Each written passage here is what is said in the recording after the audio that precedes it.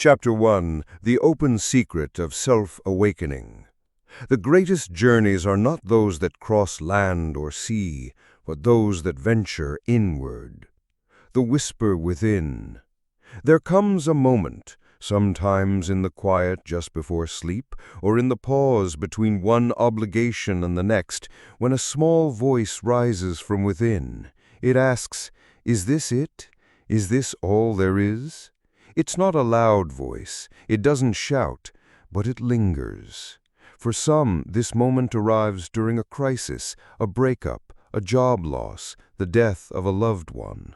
For others, it happens in success, where even after reaching a goal, they feel an unexpected emptiness.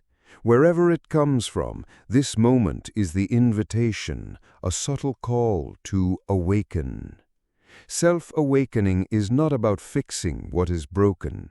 It's about remembering what has always been true. It is the realization that beneath our doubts, fears, and confusion lies a knowing that has been quietly waiting to be seen. Why self-discovery matters. We live in a world filled with noise, notifications, expectations, comparisons. In chasing validation or security, many lose sight of who they truly are. But fulfillment doesn't come from ticking off checklists handed to us by society. It comes from alignment. When our inner truth begins to guide our outer life, something shifts. Life becomes more than survival. It becomes meaningful. Self-discovery is not luxury. It's essential. Without it, we drift. With it, we awaken. The secret that was never hidden. Here's the paradox. The secrets to awakening are not hidden in distant mountains or ancient scrolls. They're right here, within us. The open secret is this. You already are what you are seeking. The wisdom you need doesn't come from adding more. It comes from peeling back the layers of who you were told to be until who you truly are can breathe. This book is not a manual with rigid steps. It's a mirror, a guide, and a friend.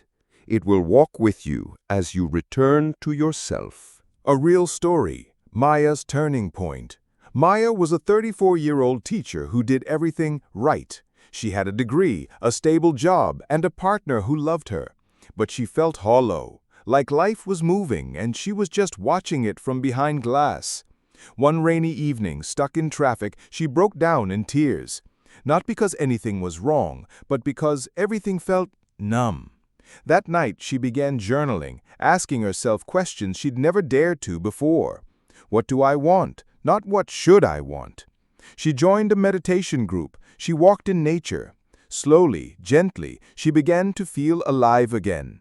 Maya didn't quit her job or move to a monastery, but she started living with more clarity, more purpose. She learned to hear her inner voice. That was the beginning of her awakening. An invitation to begin. This is your journey. It will not look like Maya's or anyone else's, but it begins in the same place, with a pause, a question, and a willingness to listen. Over the chapters ahead, you'll explore practices, stories, and reflections. You'll be invited to slow down and to look inward, not to judge or fix, but to remember who you are beneath the noise. Are you ready to begin? Reflection exercise, a gentle start. Take a few quiet minutes today. With a pen, journal, or simply in your thoughts, reflect on the following. On a scale of 1 to 10, how satisfied do I feel with my life right now? What areas of my life feel in alignment with who I truly am? Which feel disconnected? What do I hope to discover or change through this journey of self-awakening? There's no right answer. Only honest ones. This is not the beginning of your awakening. It is the moment you remember you've been awakening all along. Chapter 2. The Illusion of Separation. Rediscovering Your True Nature. You are not a drop in the ocean. You are the entire ocean in a drop. Rumi. Who are you, really? From the moment we are born, the world begins naming us. Girl, boy, American, student, daughter, quiet, smart, not enough, too much. As we grow, the list expands. Job titles, achievements, failures, roles we play. We begin to believe that we are those labels. I am a teacher. I am a mother. I am broken. I am successful. But pause for a moment and ask yourself, who were you before the world told you who to be? This is not just a poetic question. It's the doorway to rediscovering your true self, the part of you that existed before the labels, before the roles, before the masks. The mask of the ego is not your enemy, but it is a storyteller. It builds an identity out of past experiences, future fears, and society's expectations. It says, you must earn love. You are what you achieve. You must be seen as important. The ego thrives on separation. It sees me and them, mine and theirs, always comparing, always defending, always needing more. But deep spiritual teachings, from Buddhism to non-dual philosophy, point to a different truth. You are not the voice in your head. You are the one aware of that voice. You are not your job, your history, or your body. You are the quiet presence behind it all. The truth of interconnectedness. Everything in nature is connected. Trees share nutrients through underground networks. Oceans ebb and flow with the moon. Your breath today was once in a tree. You are not separate from the universe. You are the universe, experiencing itself in human form. When we forget this, we suffer. We feel isolated, anxious, like something is missing. When we remember this, peace returns. You are not alone because you were never separate. A real story, David's unmasking. David was a successful lawyer in a big city. On paper, he had everything: money, status, a nice apartment. But he often felt like he was playing a part in a movie he didn't choose. One day, after yet another client meeting left him numb, he signed up for a silent meditation retreat. The first days were agonizing. Without his phone, job, or routine, he didn't know who he was. But on the fourth morning, sitting in silence before sunrise, he felt something shift. The labels fell away. There was no lawyer, no performer, no man trying to prove himself. There was only presence, still, spacious, alive. That moment changed him. He didn't quit his job, but he stopped chasing external approval. He began to live from a deeper place, not as someone who needed to become something, but as someone who simply was. An invitation to remember. You don't have to go on a retreat to feel what David felt. You only need a moment of stillness, a breath, a pause in the noise, and a willingness to turn inward. You are not separate. You are not small. You are not the voice that doubts, the label that limits, or the story you've been told. You are the awareness that watches it all. And that awareness is boundless. Meditation exercise. Returning to being. 5 to 10 minutes. Find a quiet place. Sit comfortably. Close your eyes. Step 1. Bring your attention to your breath. Feel the rise and fall of your chest. Just observe. Step 2. Notice the thoughts that come. Do not follow them. Simply say, "a thought," and return to your breath. Step 3. After a minute or two, shift your focus to the awareness behind the thoughts. Ask gently, "What is here even when I stop thinking?" Sit with that silence. Just be. Step 4. If labels arise, "I am tired," "I am bored," smile at them. Then ask, "Who is noticing this?" Keep resting in that spacious presence. Step 5. When ready, open your eyes. Move slowly. Carry the stillness with you. To know yourself as the being underneath the thinker, the stillness underneath the noise, that is true freedom. Eckhart Tolle. Chapter 3. Mindfulness as the Gateway. Cultivating Present Moment Awareness. The present moment is the only time where life truly happens. Thich Nhat Hanh. The portal to awakening. If you want to begin the journey of self-awakening, there's only one place to start. Right here, right now. Not in the past, though it shaped you. Not in the future, though you dream of it. But in this very moment where life is actually unfolding.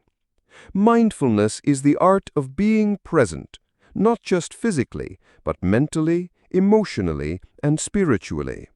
It is the quiet, steady attention to what is happening right now, without judgment, without resistance.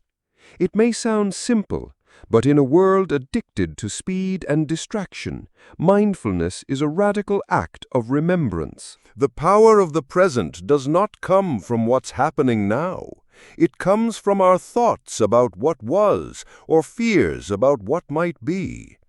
Mindfulness brings us out of those stories and into the only reality that truly exists, this moment.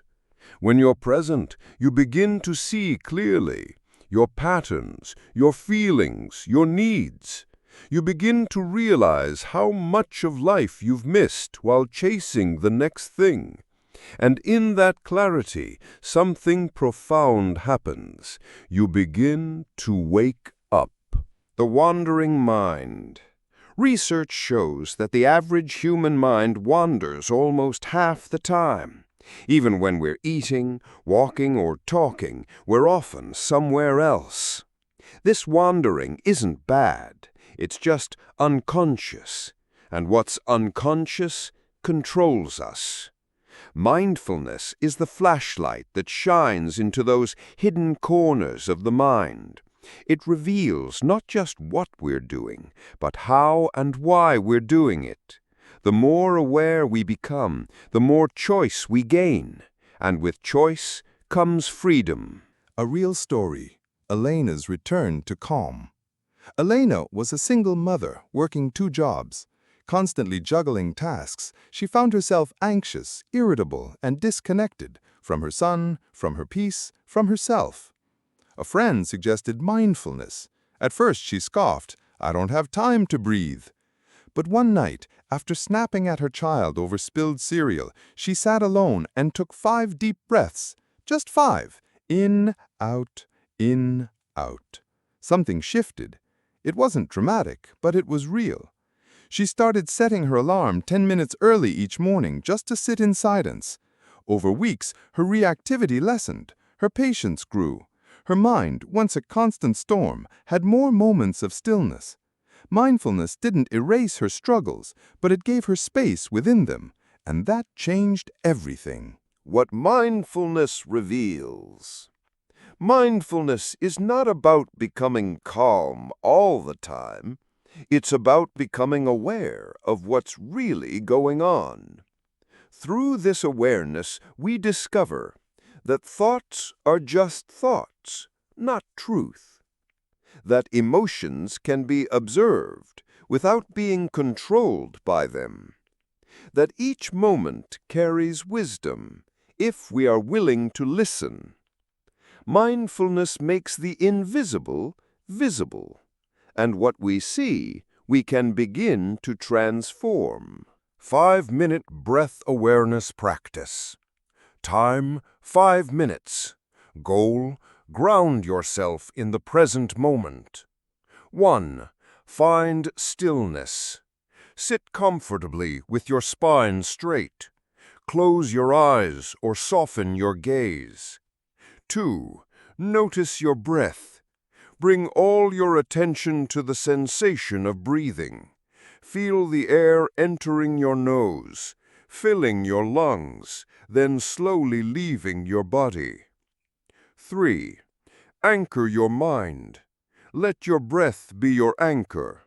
If your mind wanders, and it will, gently say in your mind, "Come back," and return to the breath. 4. Observe without judging. Don't try to change anything. Don't aim for calm. Just notice. Breath in, breath out. 5. Rest in the moment. Feel the aliveness of now. At the end of 5 minutes, open your eyes slowly. Notice how your body feels. Notice your mind. Mindfulness isn't about getting somewhere else. It's about coming home to yourself. As you move through your day, try bringing this awareness into everyday moments, brushing your teeth, washing your hands, listening to a friend. Let each one become a meditation. Chapter 4. Unmasking the Ego, Transcending Limiting Beliefs and Identities. You are not who you think you are. You are far more. The inner mirror. We all wear invisible masks. Some are shaped by family. Be responsible. Others by society. Be successful. Still others by fear. Don't stand out. These masks become so familiar, we mistake them for our true face. We say things like, "I've always been shy. I'm just not creative. I could never do that." But are these statements facts or beliefs? The truth is, most of what we believe about ourselves was not chosen consciously. It was inherited, absorbed, or repeated until it felt true. This is the work of the ego, the psychological self that clings to identity in order to feel safe and in control. It is not evil or bad, but it is limiting, and awakening requires us to see through its stories. Conditioning, the origins of the ego's script. From early childhood, we are conditioned by parents, teachers, media, and culture. We learn what is acceptable, what earns love, what brings shame. If we were praised for being quiet, we learned not to speak up. If we were criticized for failing, we began to fear trying. If love felt conditional, we became performers. Over time, these survival strategies harden into identity. We forget that they are adaptations, not the essence of who we are. But you are not your conditioning. You are not your fears. You are the one aware of them, and that awareness can choose something new. Recognizing limiting beliefs. A limiting belief is any thought that puts a ceiling on your potential. It usually sounds like, "I'm not good enough," or "It's too late for me," or "People like me don't succeed," or "I can't change." These thoughts may feel true, but feelings are not always facts. Limiting beliefs are not truths. They are habits of thought. The first step to freedom is noticing them. Anya was a 42-year-old woman who had always dreamed of writing a novel, but for years she told herself, "I'm not a real writer." Where did that belief come from? A teacher once told her that her writing was too emotional. That one sentence, said offhandedly when she was 14, became a silent rule in her mind. Don't try, you're not enough.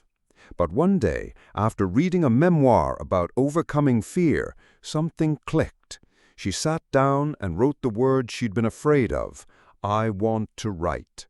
She started small, 10 minutes a day, then a short story, then a writing group. 3 years later, her debut novel was published. The breakthrough didn't happen when she got a book deal. It happened the moment she questioned the belief that had been caging her for decades. Reframing the inner dialogue. To transcend limiting beliefs, we don't need to fight them. We need to question them. Ask, is this belief absolutely true? Where did it come from? What evidence do I have that proves the opposite? Who would I be without this belief?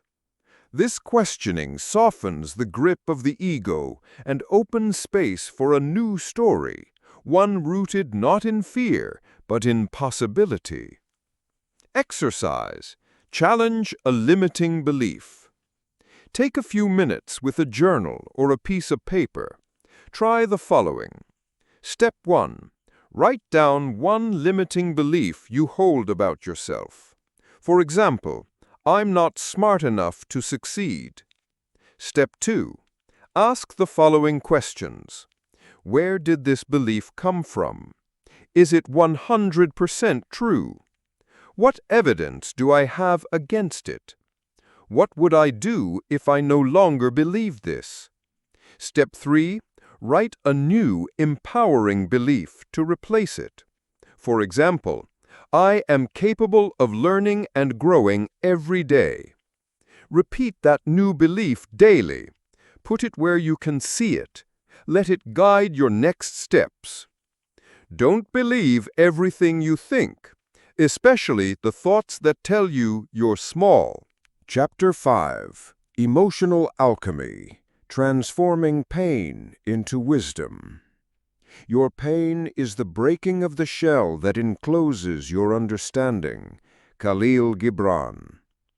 The hidden power of emotions. Emotions are not enemies, they are messengers. Every emotion we feel, whether joy, sorrow, anger, or fear, carries a deeper message about our inner world. They are signals of what matters, what needs healing, and what we're ready to grow through. Yet in modern life, we're often taught to ignore, suppress, or numb our emotions. We say, don't cry, stay strong, just be positive. This well-meaning advice often leads us to bury what needs to be felt. But buried emotions don't disappear.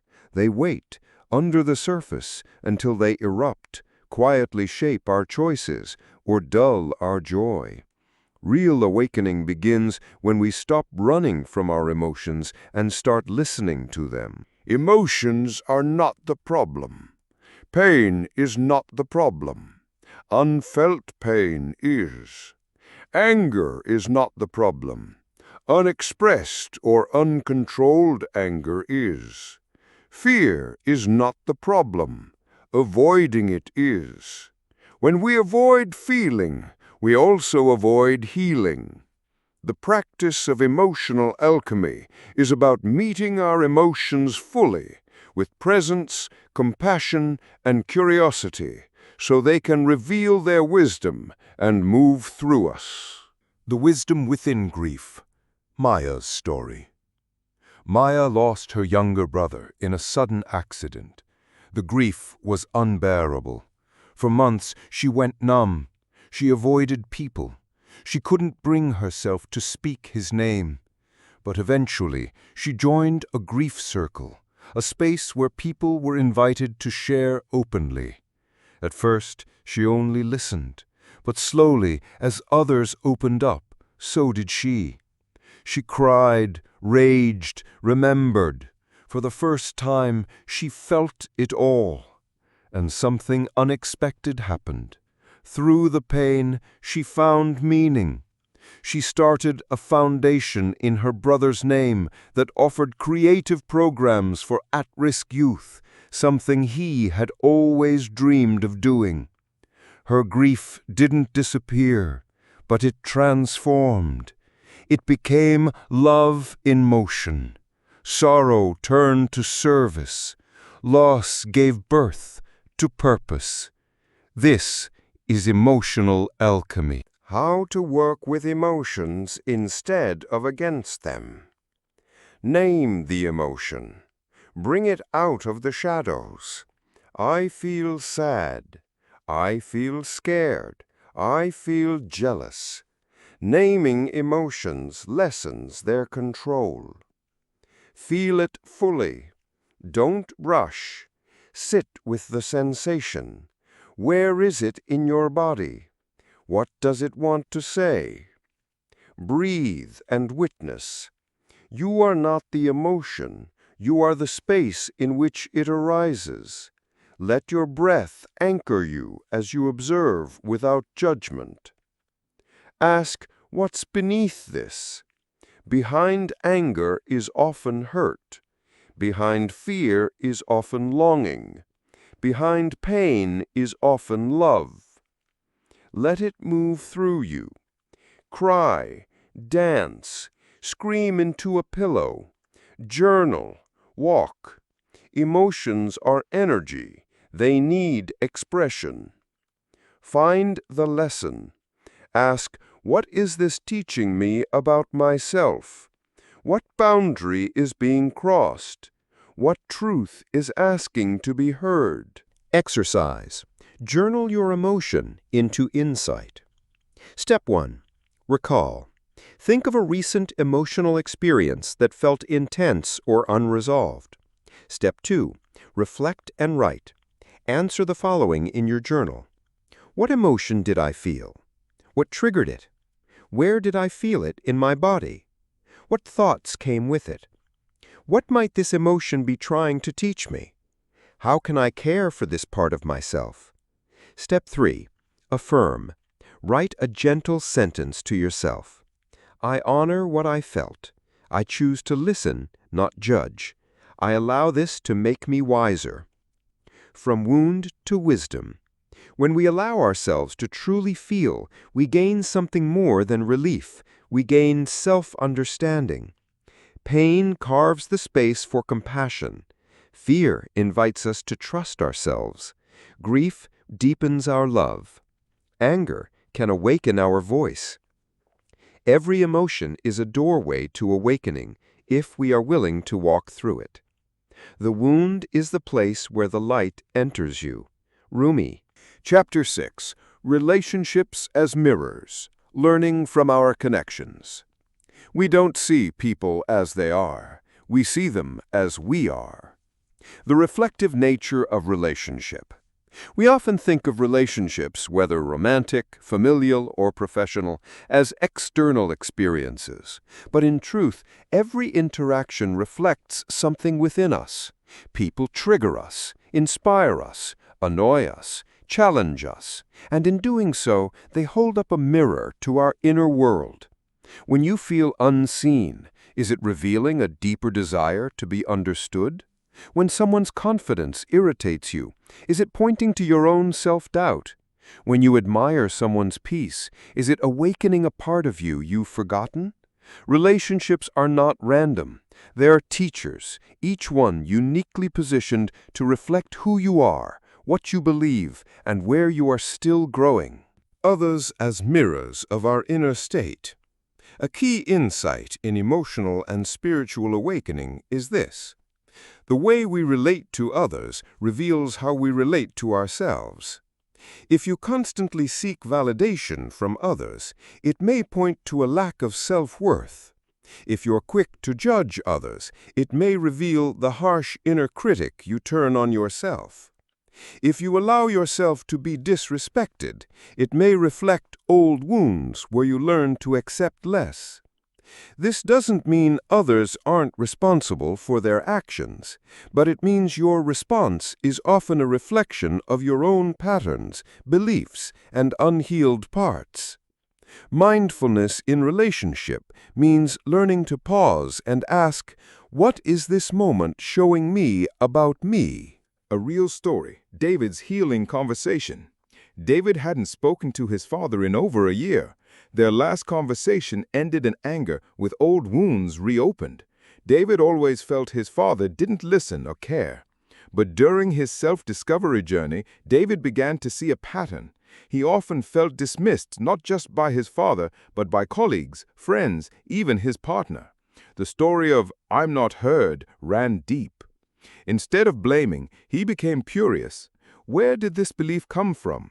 Was it true now or just a lens from childhood? He reached out to his father not to fix him, but to speak honestly. "I used to think you didn't care, but I'm realizing I never really let you see me either." The conversation that followed was awkward, emotional, and healing. By changing his approach, David didn't just heal a relationship, he broke a pattern that had followed him for decades. Building conscious relationships. When we become mindful of our part in relationships, we start showing up differently. We shift from reactivity to response, from blame to understanding, from control to compassion. This shift doesn't just benefit others, it liberates us. Conscious relationships are not perfect. They are real, honest, and rooted in mutual growth. You begin to choose relationships that challenge you with kindness, respect your boundaries, invite your truth, and support your evolution. And just as others are mirrors for you, you become a mirror of love, clarity, and integrity for them. Reflecting through relationship. Step 1. Choose a relationship. Pick someone close to you, a partner, friend, parent, or even someone who triggers you. Step 2. Ask these questions. What emotions does this person often bring out in me? What stories do I tell myself about them? Is there a pattern I've repeated in this relationship? What might this be revealing about my inner world? What could I change in my approach that aligns with who I truly want to be? Step 3. Intention for growth.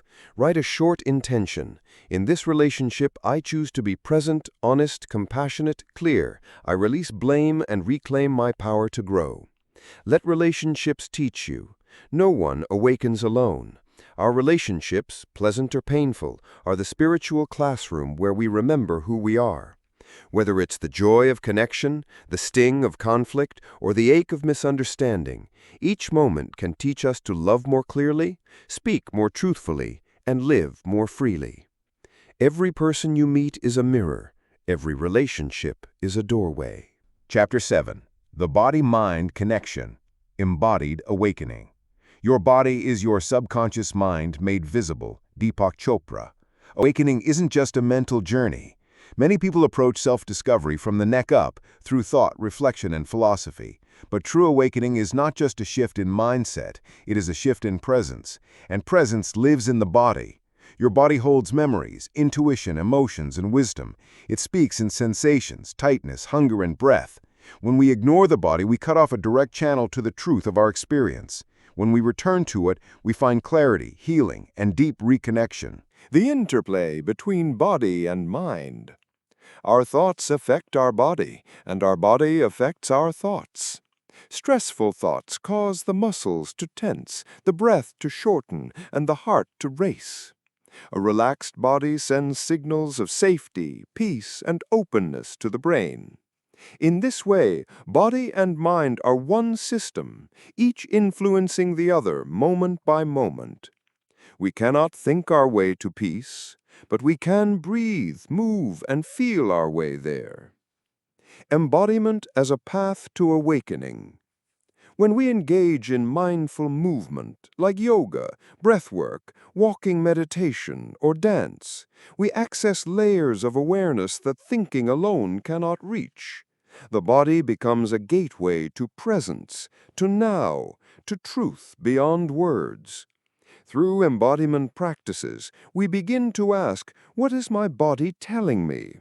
Where am I holding tension and why? What emotion is living in my chest, belly, or jaw? How can I support myself through movement or stillness? These questions turn the body from a silent passenger into an active partner on the path of awakening. A real story. Jacob had spent years stuck in his head, overanalyzing everything. He struggled with anxiety and decision paralysis. Meditation felt frustrating because his mind wouldn't shut up.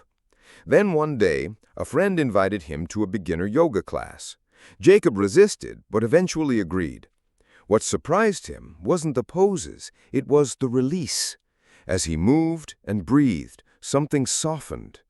After class, he felt lighter, more spacious, more himself.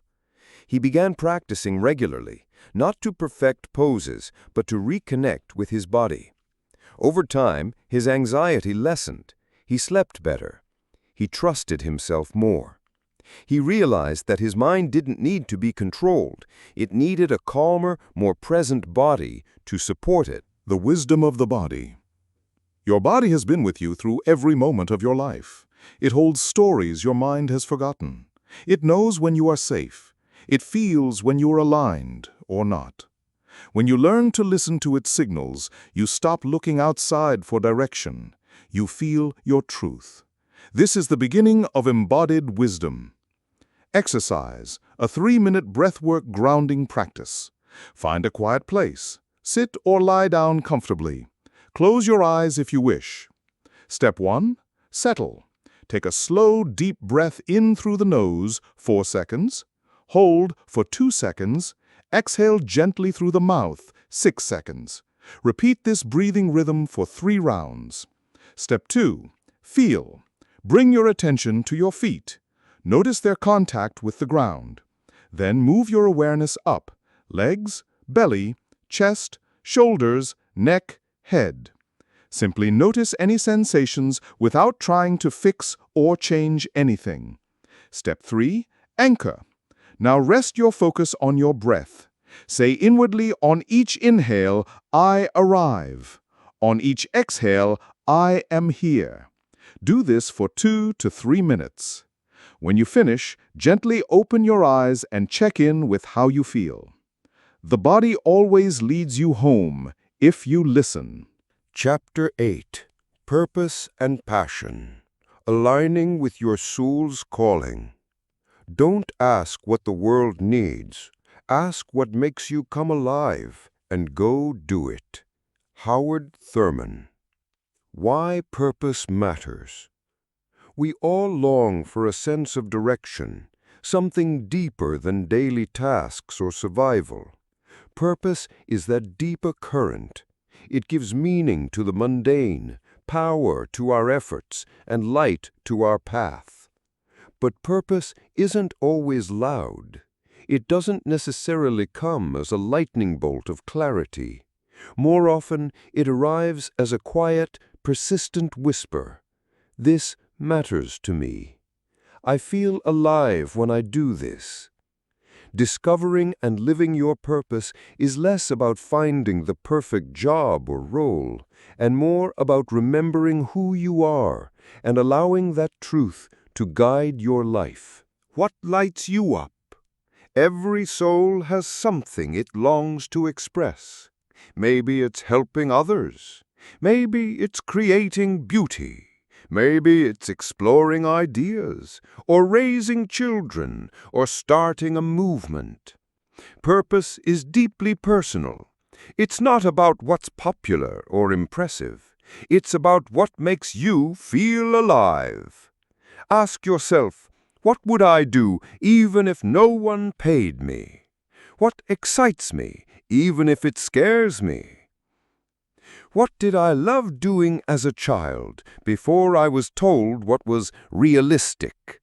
These are breadcrumbs on the trail back to your calling. A real story. Emily worked in finance for over a decade. It paid well, but something was missing. She dreaded Mondays. She felt disconnected from her heart. In quiet moments, she found herself sketching, writing, daydreaming about illustrating children's books. But the fear crept in. It's too late to start over. What if I fail? Still, the calling grew louder. One day, she enrolled in a weekend art workshop. That single step led to a year-long course, a new portfolio, and finally her first published book. Emily didn't just change careers, she came home to herself. And though it wasn't easy, she says, "I've never felt more fulfilled because I'm finally doing what I was born to do." Aligning with what matters most. Living with purpose isn't about huge leaps. It's about small steps in the right direction. Start by aligning your daily actions with your core values. If you value creativity, how can you express it more often? If you value connection, are your relationships reflecting that? If you value freedom, where are you still playing small? Living in alignment means saying yes to what matters and no to what drains your soul.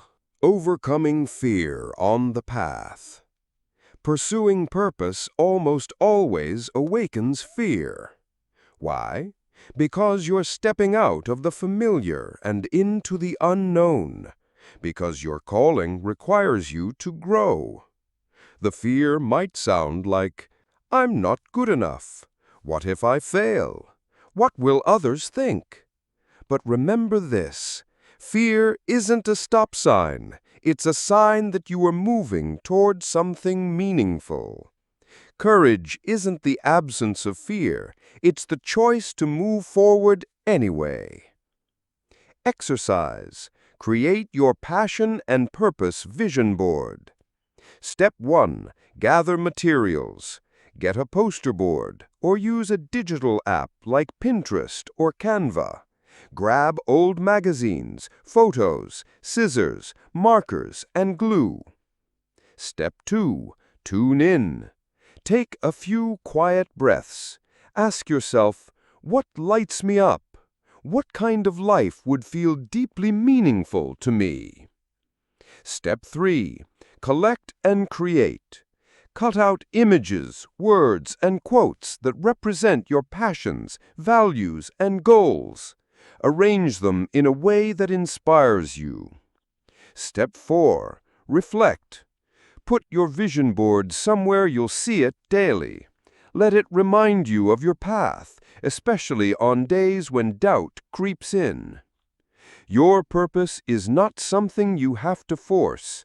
It's something you allow to unfold, one inspired step at a time. Let your life become your message. The world doesn't need more people living on autopilot. It needs people who are awake, lit up, and on purpose. When you follow your soul's calling, you inspire others to do the same. You radiate fulfillment from within. You become part of something bigger, a life lived with meaning. Chapter 9. Integrating Awakening. Living authentically in a complex world.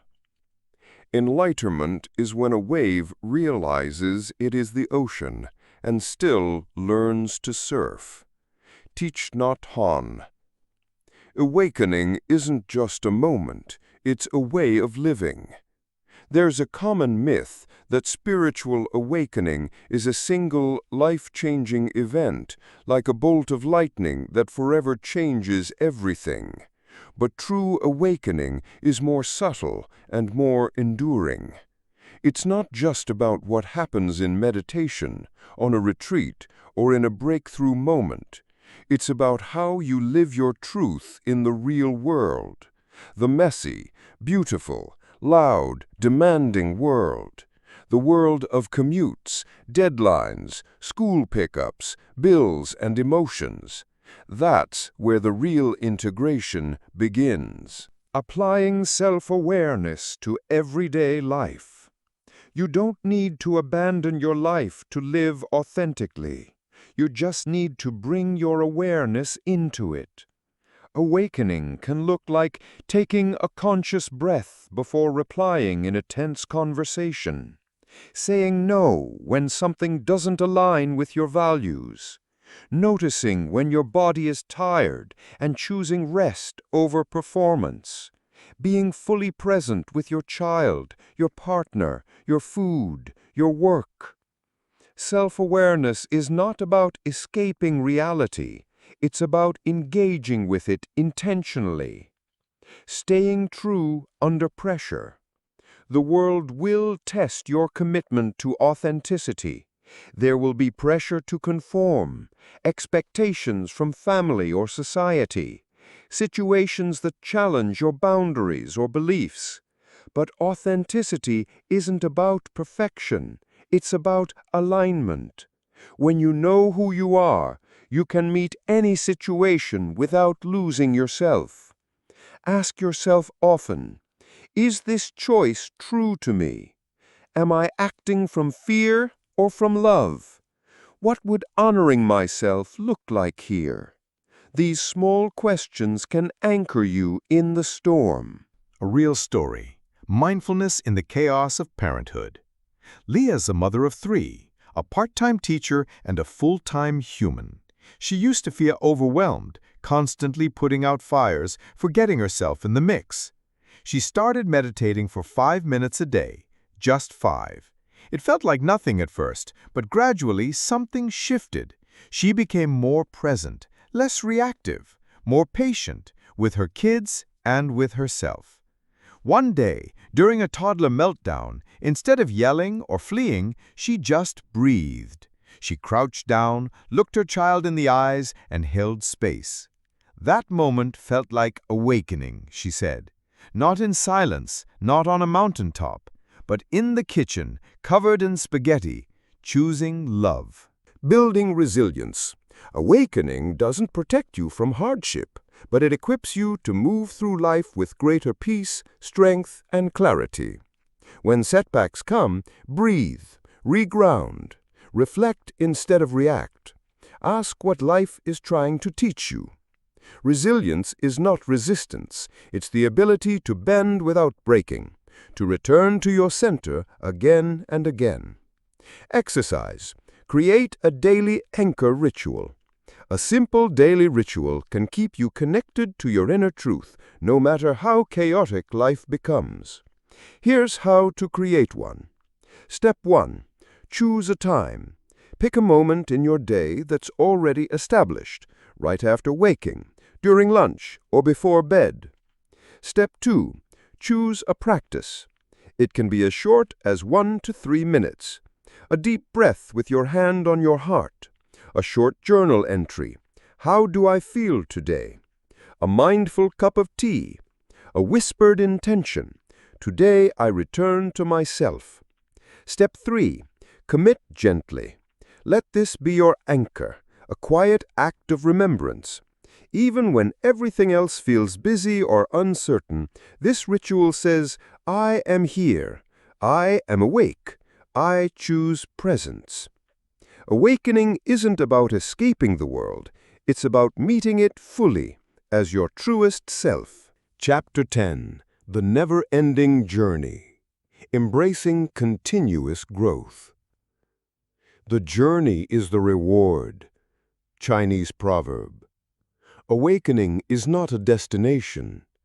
We often think of growth as a goal, a finish line. But the deeper truth is this: awakening never ends. It is not a one-time event, but a way of living, a way of listening, learning, shedding, and expanding over and over again. There is no final version of you to reach, only deeper versions, truer versions, wiser, kinder, freer versions of the self you're still becoming. The beauty of lifelong evolution: trees don't rush their growing. Oceans don't fear the waves. The sky doesn't apologize for changing with the seasons. In the same way, your unfolding is natural and sacred. You are not late, you are not lost, you are exactly where you need to be for the next layer to open. The beauty of this journey is that you are always becoming. There is no need to arrive, only to keep walking. Embracing the unknown. One of the most liberating truths of awakening is that you don't need all the answers. You can live in wonder. You can befriend uncertainty. You can trade control for trust. When you stop needing to know where the path leads, you begin to truly walk it with openness, presence, and peace. This shift turns life into a playground, not a problem to solve. A real story, wisdom from an elder soul. Martin is 82. He's been a teacher, a husband, a widower, a world traveler, a poet. When asked if he feels complete on his inner journey, he smiles and says, "Not at all. I'm still waking up, just more gently now." He shares that in his younger years, he thought enlightenment meant rising above emotions. Now he knows it means feeling everything more fully with love. The more I grow, the more I realize how much more there is to see. That's not discouraging. It's beautiful. His advice? Stay curious, stay humble. Let life teach you. Encouragement for the road ahead. You've come far. You've peeled back layers, sat with discomfort, remembered your wholeness, and taken steps toward the life your soul longs for. And now? You keep going. Some days will feel clear, others foggy. Sometimes you'll fall asleep again, and then you'll wake up gently again. That's the path. The practice is to return again and again to your truth. Let your life be your teacher. Let your experiences be your mirror. Let your soul lead. Exercise. A letter to your future self. Instructions. Take a quiet moment. Grab a journal or open a blank page. Write a heartfelt letter to your future self, perhaps 1, 5, or 10 years from now. You might include what you've discovered about yourself during this journey, what kind of life you hope to be living, what values and truths you want to hold on to, encouragement to keep growing even when it's hard. Dear future me, I hope you remember. Don't forget how it felt to realize. Keep trusting that you are. May you always choose. Seal the letter. Revisit it when you need to reconnect with your why. The soul doesn't rush, it unfolds, and in every breath you are already enough. Final words. Thank you for walking this path. This book was never meant to give you all the answers, but to help you remember that the answers already live within you. You are not broken. You are becoming. Keep waking up. Keep softening. Keep growing. This is your never-ending journey, and you are right on time.